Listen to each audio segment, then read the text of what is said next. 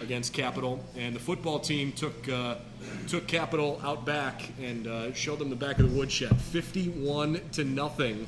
We've got plenty to talk about with Jim Hilvert about that in particular. The Yellow Jacket football team's having a great year at 4-1. So, Coach Hilvert, why don't you come on up? We'll get rolling with our first guest here of the evening. What's happening?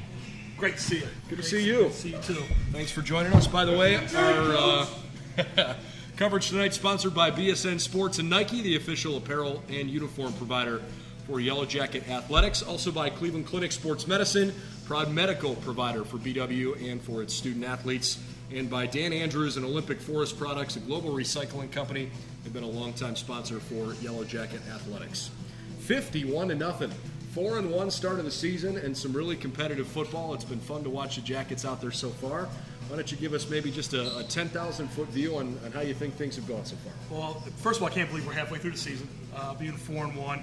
It seems like not too long ago we were at Farmington Hills, Virginia, playing Hampton and Sydney. But kind of that trip, I think, took us to another level as a football team. Just being away for 2 days, coming together on the road, spending time in West Virginia, doing a walkthrough, spending time, in Virginia, coming together as a football team. I think it really helped us. And then our guys were really excited about Hampton, playing Hampton Sydney. Obviously, it was a really good opponent, great atmosphere there on Saturday. Our kids played really, really well, coming out with a W, and then kind of taking that momentum into Otterbein, starting our conference play at Otterbein down in Columbus. Kind of got off to a slow start, but our kids didn't flinch, kept playing hard, and then the second half played some really good football, and that winning that game 41-10. And then obviously played Mount Union in the third game. I know our guys were fired up about that week. Obviously, it's a big game for us. Had some opportunities that we didn't capitalize on, and kudos to those guys that played well and ended up kind of pulling away in the fourth quarter and won 31-7. And then came right back against Heidelberg, and the 22nd ranked team in the nation. Guys knew it was a really important game, and obviously our home opener. And it was kind of crazy not thinking about it that our last game at home was in 2019. Being able to play at home, guys were excited about that, and Heidelberg is loaded with a lot of talent. Our guys play extremely hard. I think that the mark in that game was when in the fourth quarter when our offense ran the ball for 7 minutes and 30 seconds and they couldn't get off the field. And we're able to kneel down in victory. That's one of the best feelings as a coach. You can kneel down in victory to get that win. And this past week, our guys practiced really hard. Always worried about a letdown after you win a big game like that. Guys came right off the bat, set the tempo early and often, and once we got that safety, things started steamrolling, and our guys played it really well. A lot of guys got experience from that game. A lot of guys that didn't play got experience playing that game, which I'm happy for. And sitting at the halfway point, 4-1 into the bye week, got a big, tough, second half of the schedule, starting with Muskie at their place for homecoming. But guys are fired up. I know I am. Can't wait. They're homecoming. Love going to homecomings. It's one of my favorite things to do as a football coach. We've got a lot to talk about and a lot to catch up on. So before maybe we dive more into this year, let's take a step back for a second and talk through some of the challenges that you've had to overcome in the last, now 2 years, from a recruiting perspective, from, just a normal operations perspective. Everything sort of got, a big loop thrown into it, right? Nothing was normal last year, and yet the fact that you're off to such a good start would insinuate that you found a way to make the most of that and have a team that, is competitive when they've had this chance this year. How did you handle all the chaos the last couple of years? I'll hit on recruiting first. The thing you brought up, I think my staff has done an unbelievable job, starting with my recruiting coordinator, Dean Collison. We brought about 500 kids on campus, and we were recruiting. It felt like Groundhog Day every day, bringing kids on campus, showing obviously what great college experience you can get at BW, our program, where we're going with the program, and showing obviously that we are one of those programs that's going to climbing every year, getting better every year, and being part of it. I think we've really brought a good freshman class in that wanted to be part of that, and I think those guys in the future are going to be really good players for us. But to be honest with you, last spring was really tough for me personally and our staff. Not having football in the fall was definitely different for me personally. Got a chance to spend obviously a lot of time with my family, which is great. But going to the spring with COVID protocols, this and that, kind of walking on pins and needles, who can play, who can't play, who can practice, who can't practice. I'm not a mass coach. I'm a guy who I need to look in your eyes, and I need to see you. I need to be able to talk and communicate with you, meetings and all that stuff. There were none around. We couldn't do any of that stuff. And be able to teach now and be able to go on the board and watch video with the kids face to face, and that goes a long way with our development. And I think being picked sixth in the summer, our kids were really upset about that. And I understand why, because they go by spring. We were 0-2, but put a chip on our shoulder. I know it got me fired up about it because I think we're a totally different team. Things are different. The summer was different. We had a great camp, spend time together, bond together. Just for example, had paintball in the summer. We had Jeopardy in the summer. Those type of things on top of really getting after it on camp, coming together as a football team, and getting ready for the 2021 football season. So it's been a good experience here since August. I know this might be a little bit more philosophical, but how did this make you a better coach? Like all the things that you had to learn how to adjust, the patience that you were forced to learn to have, how did this whole experience make you better at what you're doing? One, I'm tech savvy now. Well, that's good. With Zoom calls. I never have been, but now I'm tech savvy. But no, I think it really, not taking football for granted, I think it was a big thing for me, because you always feel it's always going to be there in the fall. But I think it really has made me a better teacher, explaining things to kids, not assuming that they know everything, but really going through and being thorough in the details of what we do as special teams, offense, defense, and all that stuff. I think that's made me a better teacher, no doubt about it. And I think that's helped me become a better football coach. Talk to us about, maybe some individuals on this team this year. It looks like John Murray's continuing to run the ball well, almost 110 yards a game for you. And, when he's been healthy, he has proven to be one of the best running backs in the OAC, and it hasn't really mattered who he's played against this year. He keeps getting it done. Yeah, John's done a really good job. Obviously, here's our workhorse on the offense side of the ball. He's had 10 touchdowns, I believe like 550 yards. Runs extremely hard. Yards after contact. I mean, he does an unbelievable job running the football. Runs with a lot of heart, a lot of passion, and I love watching him play.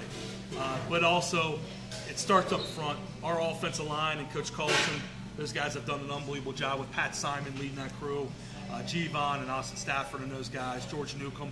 What an unbelievable group of young men that have really set the tone. We ran for 315 yards last game. They really have set the tone up front, and obviously opening holes for John. I think our quarterbacks have really complemented each other with Keegan Armitage and Jack Gibbons being able to run the football and do some different things. And the receiving corps is led by Darius Stokes. Done a great job. Obviously, he's our playmaker on the outside. And one of the unsung heroes, obviously, because we moved him to defense because we had to, Ian Mitchell. He's a guy you'll see on both sides of the ball. But what a great player, football player he is, being able to play. And Andrew Cregan's another leader on our team who plays tight end. Guys have done an unbelievable job. I'm really happy how our offense has come together and what they're doing.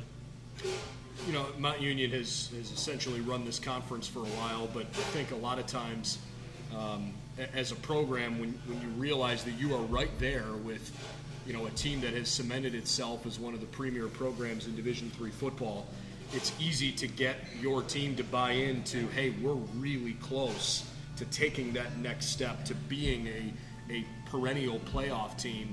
It's happened an awful lot now in the last 20 years where even if you go 9-1 with a loss in a competitive game to Mount Union in this conference, a lot of those times 9-1 teams out of the OAC get into the postseason. You've still got that goal in front of you if you can continue to put this season together. How often do you guys talk about, the NCAA postseason and goals you have in that regard? For me, our goal for us is obviously right now, and we talked about it today in our team meeting, is take one game at a time. And obviously our next game is Muskie, because anytime you look ahead, you lose track of who you're going to play. And in this league, in the OAC, you cannot do that. You're going to get beat. And obviously we want to take one game at a time. And obviously our first opponent we play when we come back from the bye is Muskegon. And obviously I think they're an improved football team. They've done a really good job of coming together for them, and they're 3-2. And then obviously after that you got Wilmington, Marietta, Ohio Northern, and then obviously our arch rival. And so we need to take one game at a time. And it's about us. We need to keep getting better as a football team, believe in the process, keep working hard.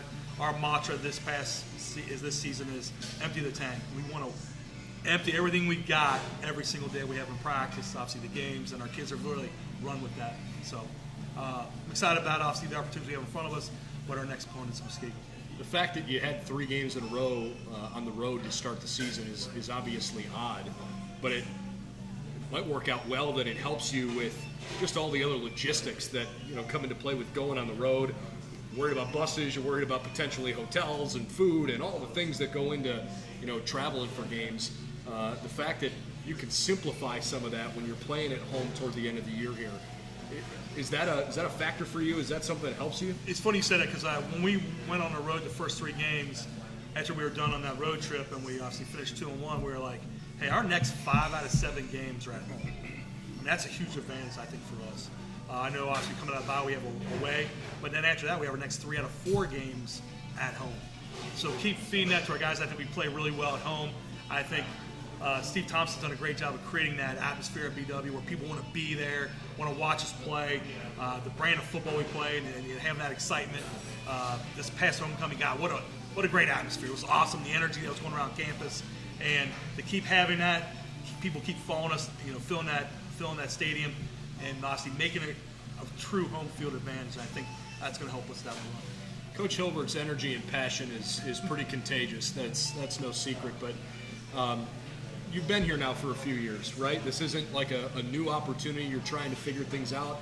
You've kind of had a chance to establish your culture, to get settled. I know your family likes being up here. Why has this felt like home for you?